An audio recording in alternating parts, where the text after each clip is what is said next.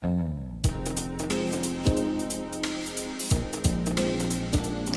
días, mi nombre es José Antonio Chilet Manco, soy economista. Vengo a presentarte un tema de actualidad y de mucha importancia para nuestro país. El tema se llama Proyectos de Inversión Pública. Como comprenderás, la gestión pública tiene diferentes sistemas a través de los cuales se pueden verificar la eficiencia y la eficacia del uso de los recursos públicos. Los proyectos de inversión pública están ligados a esta eficiencia y eficacia. Los proyectos de inversión pública se iniciaron en nuestro país bajo un sistema que se llama Sistema Nacional de Inversión Pública. La primera vez que se habló de esto fue en el año 1999, cuando el Banco Interamericano de Desarrollo introdujo al país este concepto a través de un programa que inicialmente estaba en el Ministerio de Economía y Finanzas. En el año 2000 salió la ley de creación del Sistema Nacional de Inversión Pública y se creó la Dirección General de Programación Multianual en el MEF. A través de ella se dieron todas las disposiciones, reglamentos, directivas para tener un marco legal para la operación de estos proyectos de inversión pública, ¿no? Que los llamamos PIP o PIP también, ¿no? Bien, ese es el origen básicamente de los proyectos de inversión pública en nuestro país. En otros países, estos proyectos también tienen vigencia desde los años 90.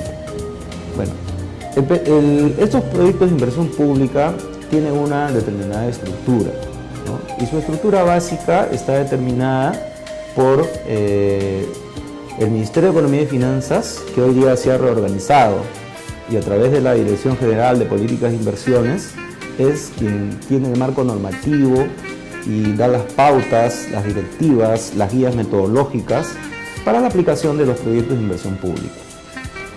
El segundo nivel de la estructura del SNIP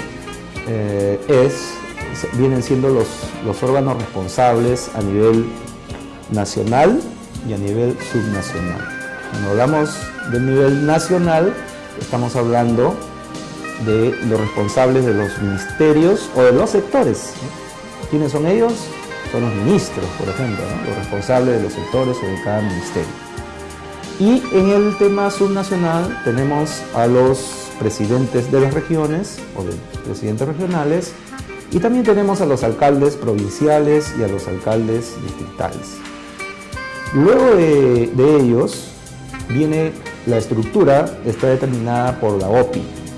¿Qué es la OPI? Es el órgano de programación e inversiones y está a cargo normalmente por un economista que tenga experiencia en el tema de proyectos de inversión pública. Y su función principal es la de evaluar los proyectos de inversión pública a todos los niveles. Luego vienen las unidades formuladoras, que se encargan, como su nombre lo dice, de formular los proyectos, ¿no? Ellos son los que se encargan de formular los proyectos. Y lo hacen de dos maneras, ¿no? Directamente o indirectamente. Cuando lo hacen en forma directa, ellos mismos son los responsables de la formulación y son los responsables también de levantar las observaciones que en este caso su órgano evaluador, que es OPI, les hace. En el caso de que sea en forma indirecta, ellos son los encargados de hacer los TDR o los términos de referencia para los consultores que tienen la capacidad de hacer estos proyectos de inversión pública. Y en ese caso, los responsables de levantar las observaciones serán estos consultores contratados. Y finalmente están las unidades ejecutoras, ¿no?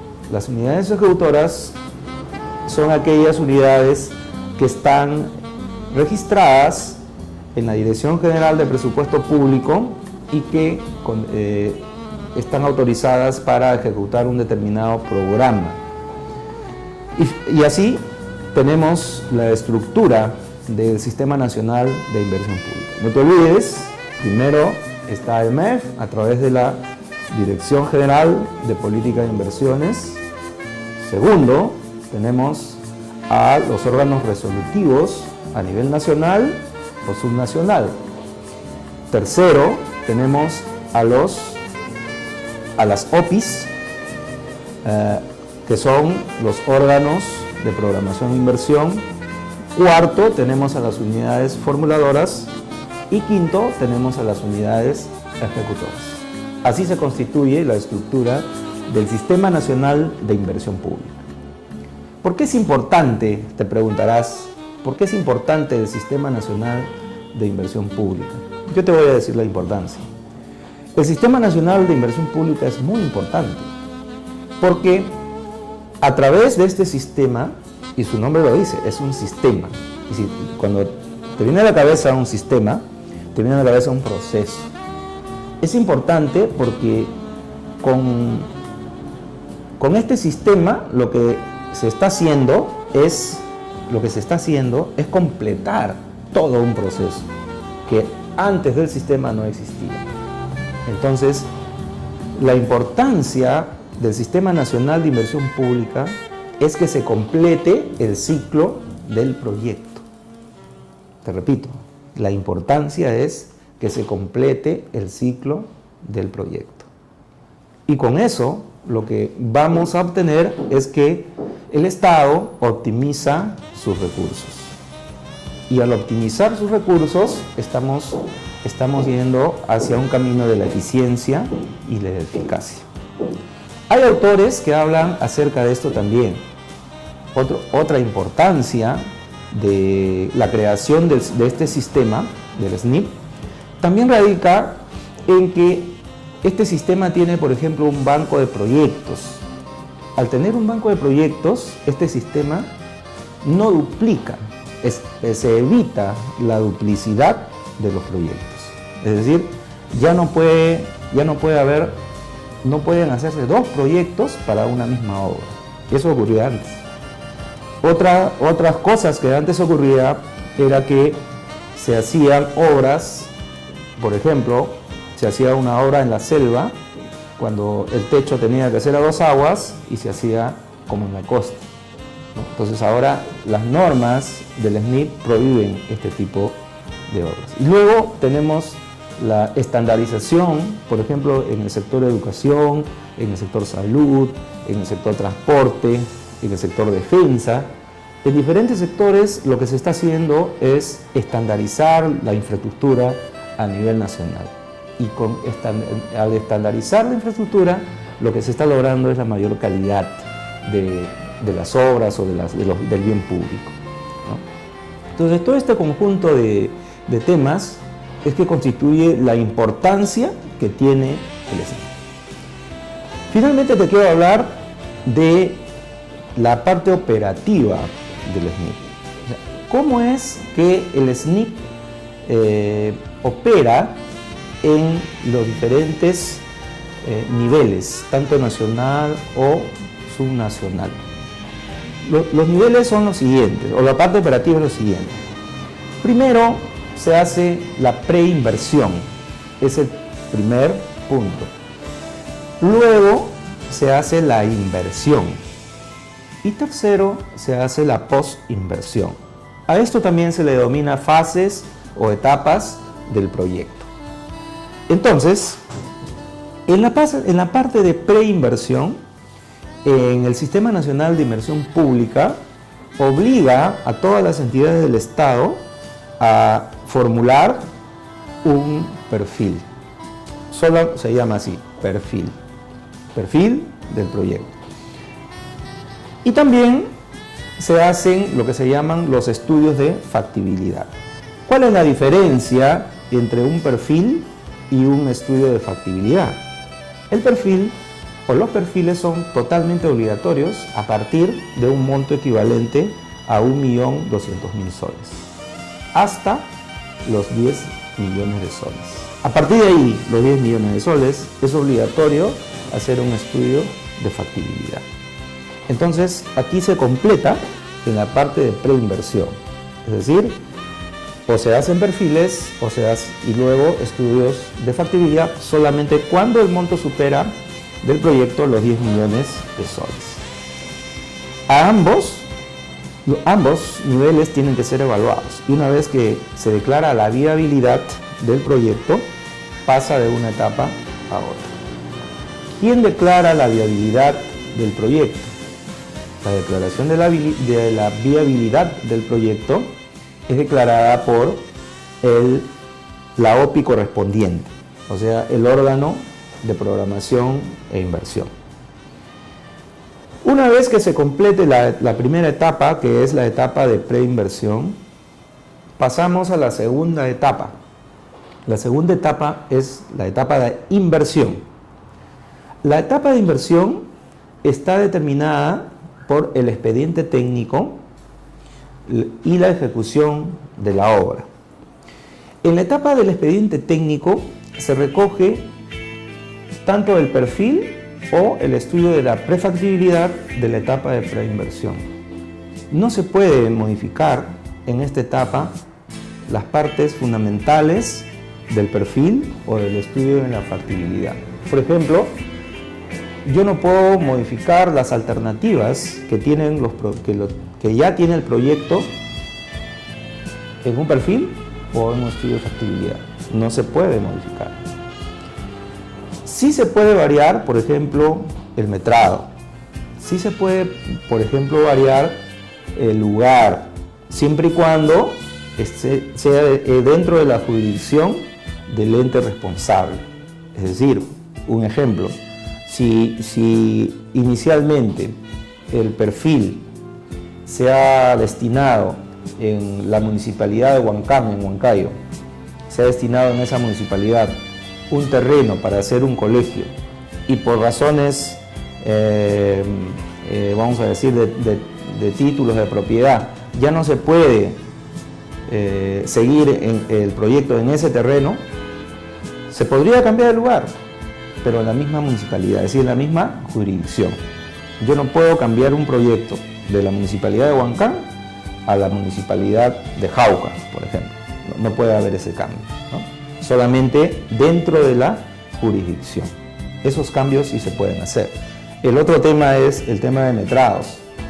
A veces cuando el perfil nos dice una cantidad de metrados, pero en el momento de hacer el expediente y de levantar la información para hacer el expediente técnico, nos podemos encontrar en que los metrados pueden variar, o sea, puede tener un mayor alcance.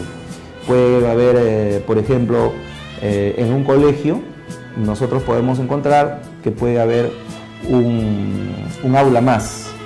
¿Por qué? Porque hay una innovación, porque de repente hay mayor alumnado por alguna razón, ¿no? Entonces, dentro de ese concepto se podría aumentar, por ejemplo, el metrado, ¿no? Pero solamente con esas consideraciones, ¿no? No se podría cambiar, es decir, no se puede cambiar, no se puede variar los proyectos, por ejemplo, cuando hay una alternativa diferente. O sea, si el proyecto consideró dos alternativas, yo no puedo en la parte de inversión, es decir, en la parte del expediente técnico, hacer una tercera alternativa. Esas cosas no se pueden hacer. Bien, entonces eso es en cuanto al expediente técnico. Una vez que se termine el expediente técnico, que es materia ya específica de los ingenieros básicamente, pasamos a la siguiente fase dentro de la etapa de inversión. ¿Cuál es ella? Es la etapa de la ejecución de la obra. Y básicamente la ejecución de la obra está a cargo, como dije anteriormente, de la unidad ejecutora. ¿Quién es la unidad ejecutora? Es la unidad operativa que tiene la organización del Estado y que está registrado en la Dirección General de Presupuesto Público y es la encargada de ejecutar la obra. Entonces ella tiene básicamente responsabilidades muy concretas, ¿no? Por ejemplo, ellos pueden ejecutar la obra por administración directa o por administración indirecta. Lo hacen con administración directa cuando tienen la capacidad para hacerlo, es decir, cuando tienen los equipos, las maquinarias, los transportes y el personal técnico calificado y no calificado para hacer la obra. Cuando no tienen la capacidad, lo que hacen es buscar lo hacen a través de administración indirecta. Es decir, lo que va a haber ahí es una licitación pública y se presentan constructores del país y uno de ellos gana y se ejecuta la obra. Entonces, la etapa de ejecución consta, como su nombre mismo lo dice, de la ejecución de la obra básicamente, pero también en esa ejecución hay una parte que se llama supervisión de la obra. La supervisión de la obra también se puede hacer por administración directa o indirecta. Igual, la misma razón. Si la organización del Estado tiene la capacidad de supervisar, solo lo hará a través de su entidad por administración. Si no, tendrá que hacer un contrato con una empresa supervisora. Y posteriormente de la supervisión se hace lo que se llama la mitigación. Porque usted bien sabe que hoy día el tema del ambiente es muy importante para todos, ¿no? No solamente está en la ley, sino que es importante para cada uno de nosotros. Entonces la mitigación ambiental es la última parte que toma en cuenta la ejecución de la obra. Una vez que la obra sea ejecutada, nosotros tenemos que tener en cuenta la última parte, que es la post, o sea, preinversión, inversión y posinversión. La obra es entregada al órgano del Estado y una vez que sea entregada está a cargo de una unidad que va a ser la responsable de operar ese bien del Estado.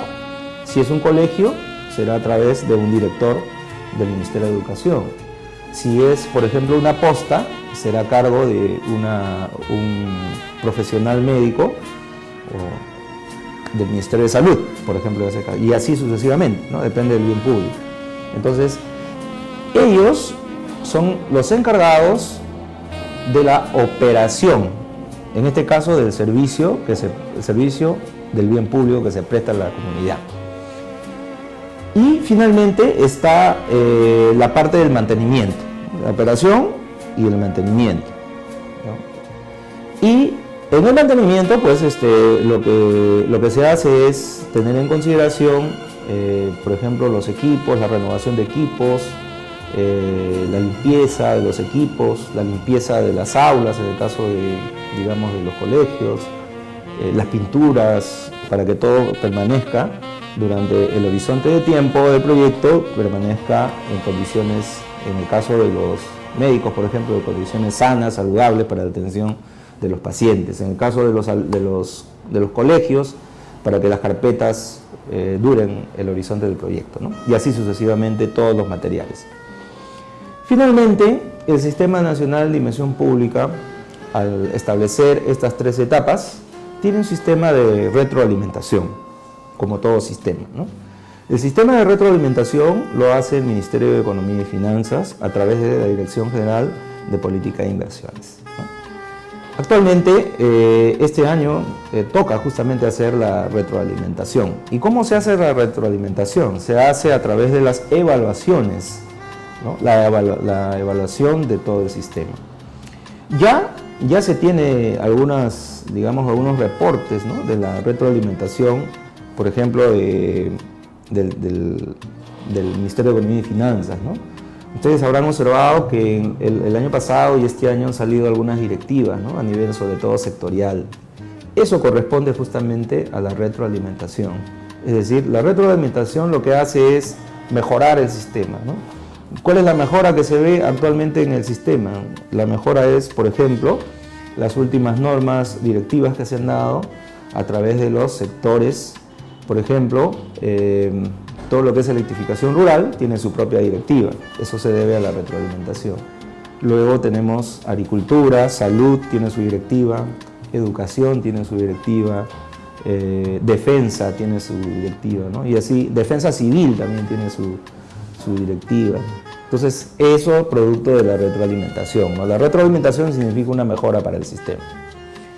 Bien, quiero concluir esta parte de los proyectos de inversión pública haciéndote notar que en los últimos años el sistema, en el banco de proyectos existe cientos de miles de proyectos de inversión pública. Realmente tenemos mucha data en cuanto a los proyectos de inversión pública. Pero hay un problema. El problema es la calidad. De los cientos de miles de proyectos que hay en el banco de proyectos, no todos se ejecutan. Y ese debe ser hoy día materia de mucha reflexión. Porque si no buscamos que los proyectos tengan calidad, el bien no va a tener calidad y por lo tanto los ciudadanos van a tener productos o servicios de mala calidad. Entonces, es necesario que este sistema se retroalimente, se evalúe y se hagan las mejoras necesarias para que el ciudadano tenga proyectos y tenga bienes de servicio público para que satisfaga sus necesidades básicas. Muchas gracias por el día de hoy, ha sido todo.